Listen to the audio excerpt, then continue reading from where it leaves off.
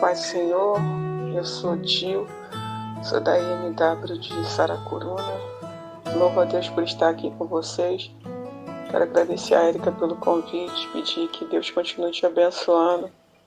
Que você, Érica, continue sendo esse canal de bênção.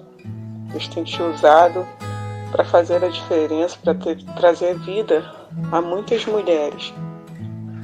Então que Ele continue cumprindo o propósito que Ele tem contigo. Quero convidar você para abrir a sua Bíblia no livro de Gênesis, capítulo 2. Vamos ler alguns versículos. A gente vai falar um pouquinho sobre o jardim da inocência. Eu tenho orado para que Deus possa me usar para que você escute a voz dele nesse dia. Amém? Vamos começar no versículo 8. O versículo 8 diz: E plantou o Senhor Deus um jardim no Éden, da banda do Oriente, pôs ali um homem que tinha formado. Agora vamos para o versículo 15.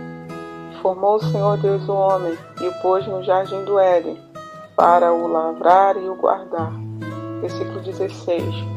E ordenou o Senhor Deus o homem, dizendo: De toda a árvore do jardim comerás livremente. Versículo 17. Mas da árvore da ciência do bem e do mal, dela não comerás, porque no dia em que comer dela, certamente morrerás. O livro de Gênesis, ele começa falando sobre a criação do homem, né? Que Deus criou o homem à sua imagem e semelhança. Fala da criação do universo, do jeito que a terra era, sem forma e vazia. Em tudo a gente vê o poder de Deus, a gente vê o amor de Deus, o cuidado de Deus. No capítulo 2, quando Deus coloca o homem, Deus cria o homem no Éden, coloca os seus atributos no homem. Deus faz o homem de uma forma tão especial que o homem ele tem a capacidade de colocar nome nos animais. Deus olha para Adão, vê que ele que ele está se sentindo sozinho e vai lá e cria Eva. Põe o homem nesse lugar perfeito. O Éden era um lugar perfeito, né? Era o jardim da inocência, o jardim onde não tinha nenhum pecado. Um lugar bom, um lugar maravilhoso. O Éden era um lugar totalmente improvável do homem pecar, porque o homem não tinha acesso à maldade. O homem não tinha acesso a nada de ruim no Éden. Era o lugar perfeito. Literalmente o jardim da inocência. E Deus dá apenas uma ordenância ao homem, que ele poderia comer de todas as árvores, mas da árvore da ciência do bem e do mal, que ele não poderia comer, porque o dia que ele comesse, ele morreria. Deus cria um relacionamento com o homem. Ele fala com Adão ao entardecer todos os dias. Olha que coisa maravilhosa. Um relacionamento com Deus onde todo dia Adão era chamado pelo nome e Deus falava com ele, passeava no jardim. Que coisa linda, né? E a gente começa a ver a história, a forma com que as coisas vão acontecendo.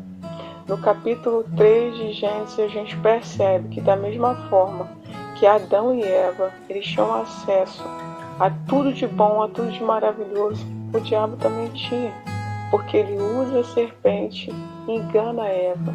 Consequentemente, Adão também é enganado e eles desobedecem a Deus.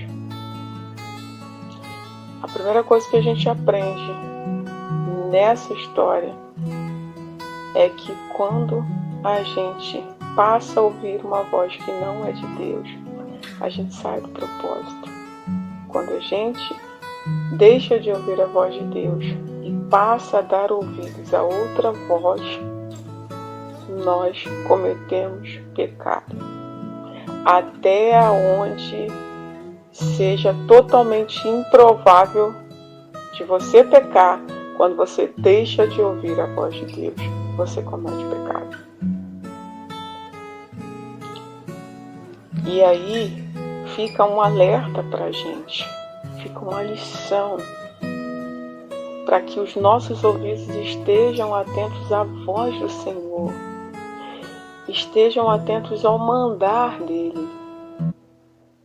Isso em todos os lugares.